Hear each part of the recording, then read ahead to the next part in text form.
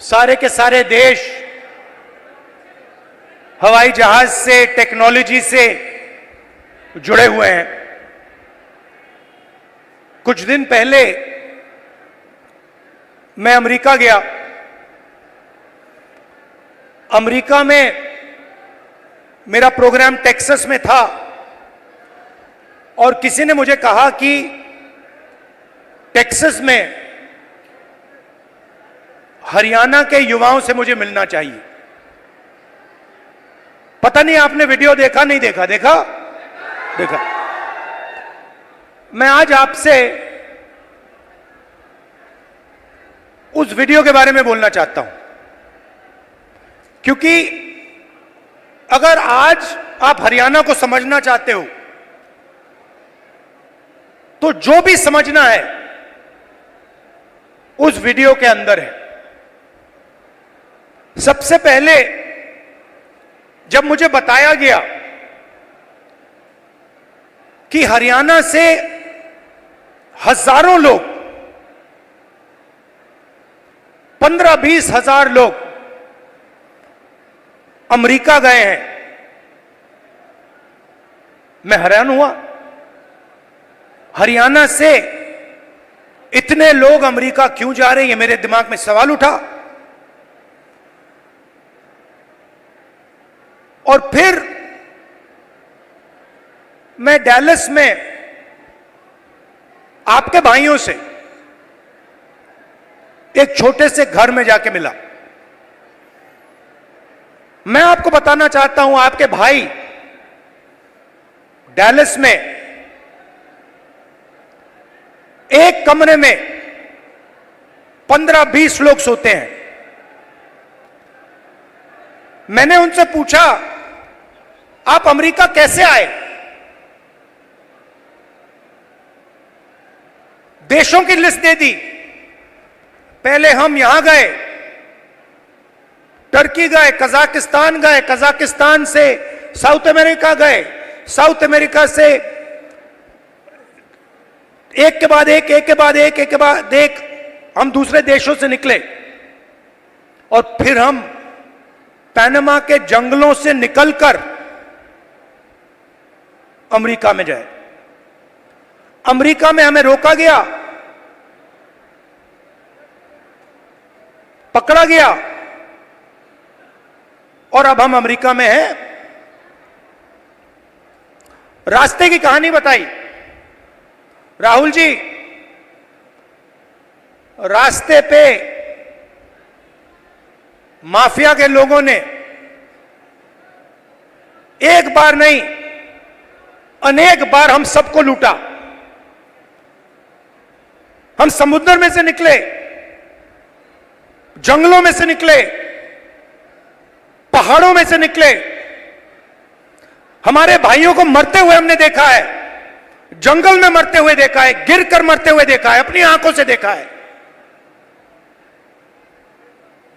फिर मैंने सवाल पूछा, मैंने कहा कि भैया ये जो आपने सफर किया है, आप अमीर लोग तो नहीं हो। इस सफर के लिए, प्लेन टिकट के लिए, नाव के लिए, गाड़ी के लिए आपने कितना पैसा दिया? अमेरिका में घुसने के लिए आपने कितना पैसा दिया? राहुल जी, कम से कम 35 लाख रुपए अमेरिका में जाने के लगते हैं। फिर मैंने सवाल पूछा, भाई एक बात बताओ, आप 35 लाख रुपए ब्याज लिए हो या आपने अपना खेत बेचा? आधों ने कहा कि भैया हमने अपना खेत बेचा, दूसरों ने कहा हम ब्याज लिए। मैंने कहा किस रेट पे ब्याज लियो? कहते हैं 2% प्रति महीना। फिर मैंने पूछा, भैया एक बात समझाओ, आपने 30 लाख, 35 लाख, 50 लाख कर्जा लिया है, आप अमेरिका जा रहे हो, 50 लाख रुपए से तो आप हरियाणा में ही बिजनेस चला लोगे। जैसे मैंने ये बात बोली हंसने लग गए। कहते राहुल जी क्या बोल रहे हो आप?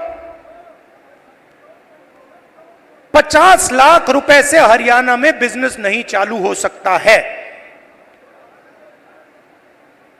अगर हमने 50 लाख रुपए, ये 50 लाख रुपए हरियाणा में बिजनेस चालू करने के लिए लगा दिए होते तो हमारा बिजनेस फेल हो जाता। किसी ने मुझे यह भी कहा कि राहुल जी मैंने ट्राई किया, फेल हो गया। बेरोजगारी है, महंगाई है। और जब उन्होंने मुझे बोला, मुझे दुख हुआ। उन्होंने बोला राहुल जी हरियाणा में हमारे जैसे लोगों के लिए अब कुछ नहीं बचा है। अगर एक युवा गरीब है, अरबपति का बेटा नहीं है, तो ना उसे बैंक लोन मिल सकता है, ना वो बिजनेस चालू कर सकता है, ना वो पब्लिक सेक्टर में जॉब पा सकता है, ना वो आर्मी में जा सकता है। एक के बाद एक, एक के बाद एक, एक के बाद एक, एक के बाद एक सारे दरवाजे आपके बंद कर दिए गए हैं।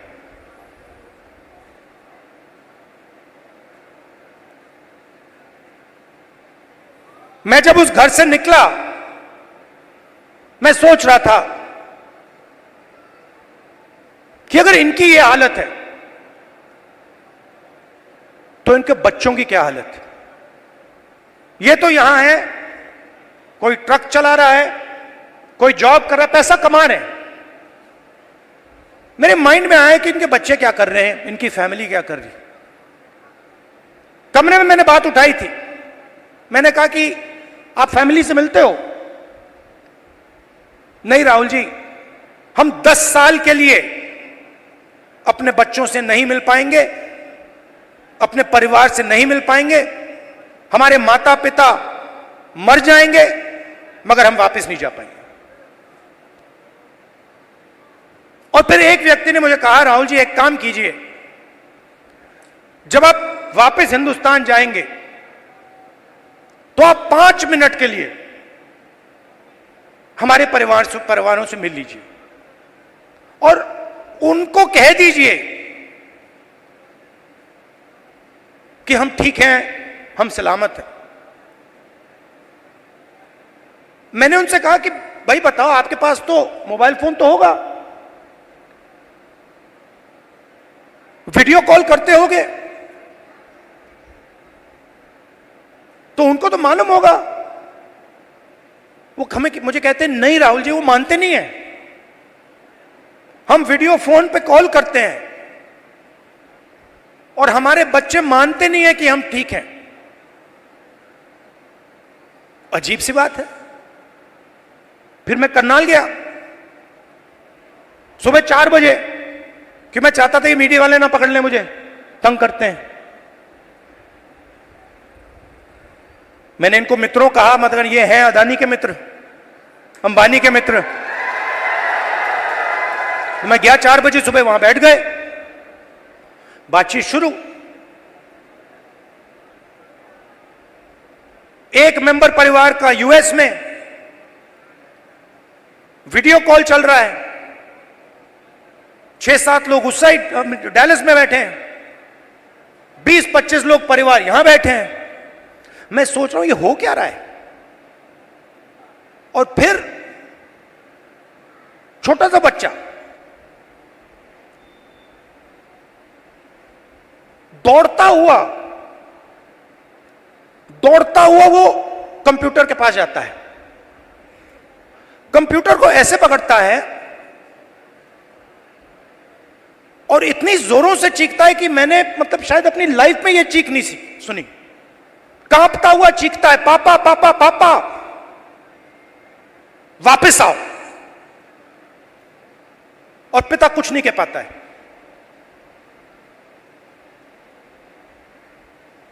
देव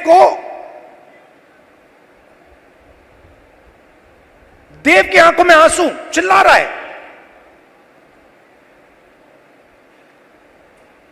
और पिता हजारों किलोमीटर दूर मुस्कुराने की कोशिश कर रहा है, नहीं मैं ठीक हूं।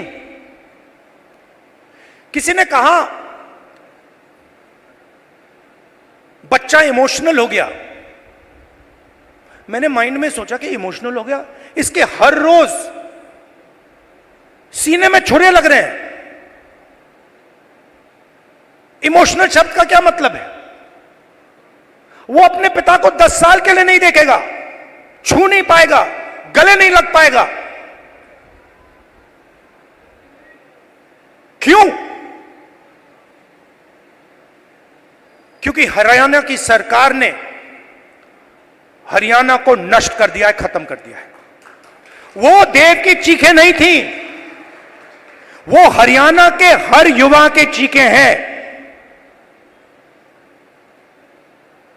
और जब वो बोल रहा था, मैं सोच रहा था कि इलेक्शन सब कुछ ठीक है, मगर हरियाणा में जो लाखों बच्चे इस प्रकार से रो रहे हैं, चीख रहे हैं, कांग्रेस पार्टी का काम उनके आंसू को पोंछने का है, उनके चीखों को बंद करने का है।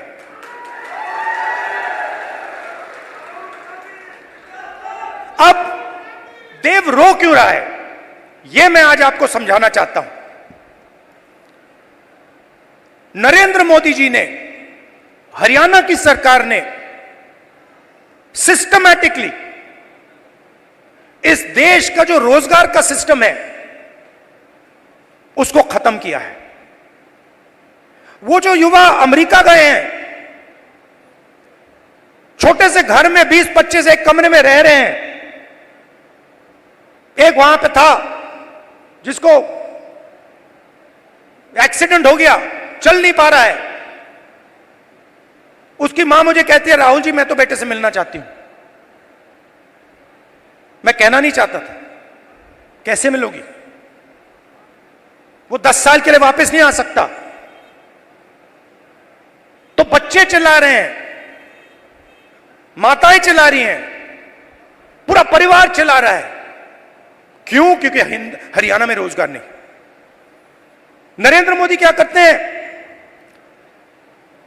काले कानून लाते हैं। जो है आपके पास, जो आप पूरे देश को देते हो, वो भी छीनने की कोशिश कर रहे हैं। कल मैं जम्मू कश्मीर गया, वहां पे कंप्लेंट आ रही है, भैया हमारा सेब का पूरा बिजनेस ठप हो गया, अदानी जी को दे दिया है।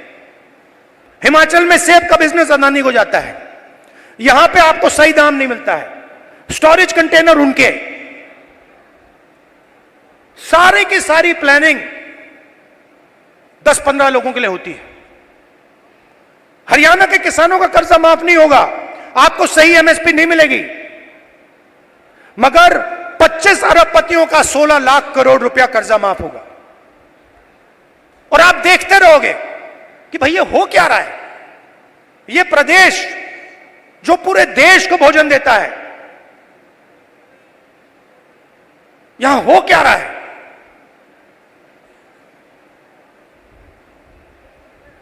हरियाणा में ड्रग प्रॉब्लम है। उन्होंने मुझे बताया कि राहुल जी हरियाणा में ड्रग प्रॉब्लम बढ़ती जा रही है। गुजरात में अदानी के पोर्ट में हजारों किलो ड्रग्स पाया जाता है। आपने देखा 3000 किलो हेरोइन उनके पोर्ट में पाया जाता है। किसी को सजा हुई? मीडिया में लिखा? एक शब्द नहीं। एयरपोर्ट उनको चले जाते हैं, पोर्ट्स उनको चले जाते हैं। मोबाइल फोन चलाओ, जेब से पैसा उनको जाता है। सड़कों पे चलो, जेब से पैसा उनको जाता है। हवाई जहाज में जाओ, खरीदो, सारा का सारा उनके हाथ में। आपके लिए क्या? गलत जीएसटी, नोटबंदी। क्यों? क्योंकि छोटे व्यापारियों को, स्मॉल मीडियम साइज बिजनेसेस की हत्या करनी है, खत्म करना है। क्यों? क्योंकि ये 10-15 लोग चाइना का माल हिंदुस्तान में बेचना चाहते हैं, बनाना नहीं चाहते। जो आप काम करते हो, जो छोटे बिजनेस वाले करते हैं, हाथ से बनाते हैं, वो नहीं करना चाहते। जो हिंदुस्तान में बनाता है उसको खत्म करना चाहते हैं, और चाइना का माल हिंदुस्तान में बेचना चाहते हैं। लिस्ट निकालिए कंपनियों की, चाइनीज कंपनियों की लिस्ट निकालिए और देखिए उनका हिंदुस्तान में पार्टनर कौन है। चाइना के युवा को फायदा मिल रहा है, चाइना की सरकार को फायदा मिल रहा है,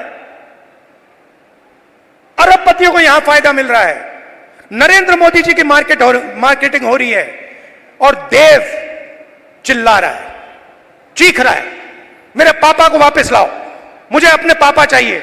मैं सोच रहा था जब मैं घर जाऊंगा मैं देव के लिए थोड़े खिलौने भेजूंगा, फिर मैंने सोचा क्या मतलब, खिलौने से क्या होगा, फुटबॉल से क्या होगा, क्रिकेट बैट से क्या होगा, वो तो अपना पापा चाहता है। तो ये हरियाणा की हालत है और ये हम बदलना चाहते हैं।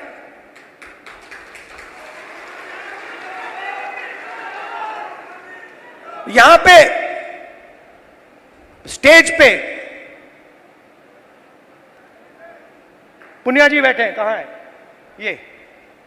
ये और इनके जैसे लोग गोल्ड मेडल पाते हैं। मैं इनके जिम में गया, ये 24 घंटा लगे रहते हैं,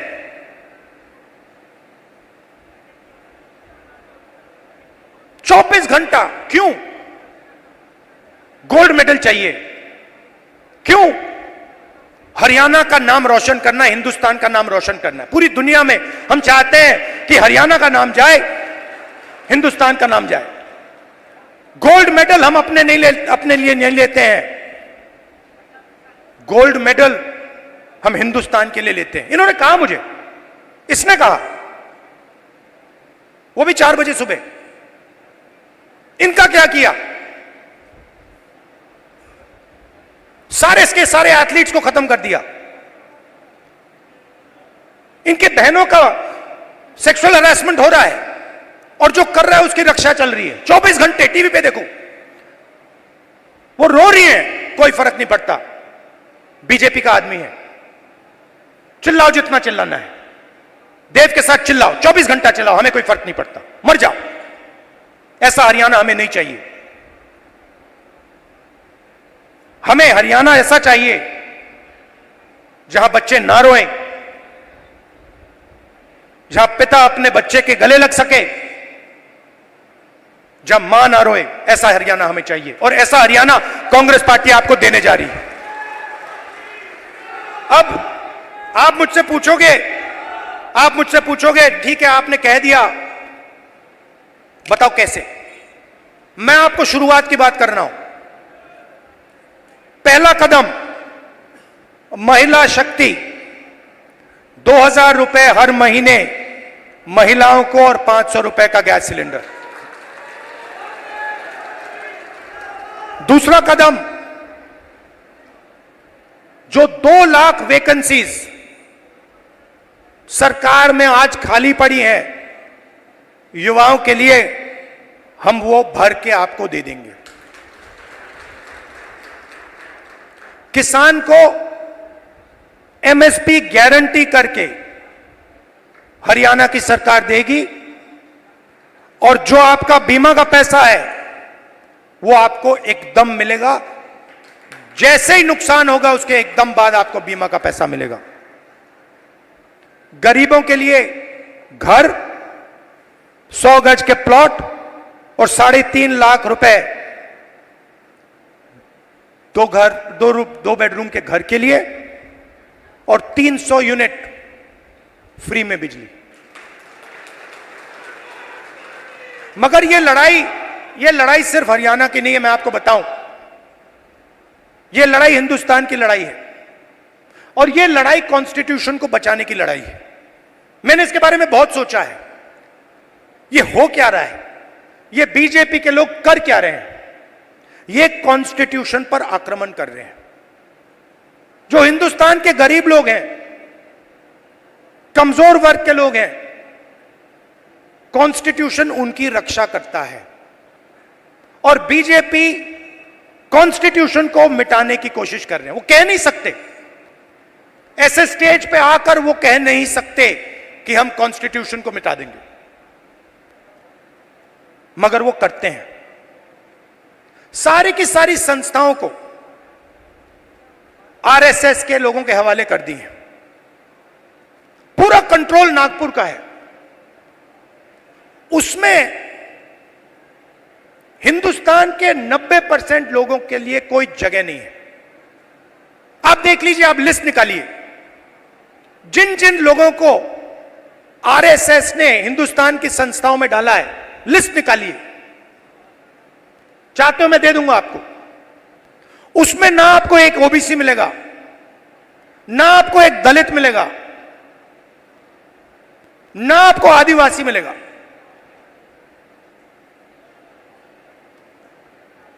तो खोखला कर रहे देश को। इलेक्शन कमीशन में अपने लोग, ब्यूरोक्रेसी में अपने लोग, मीडिया में अपने लोग, इंटेलिजेंस सर्विसेज में अपने लोग, और 90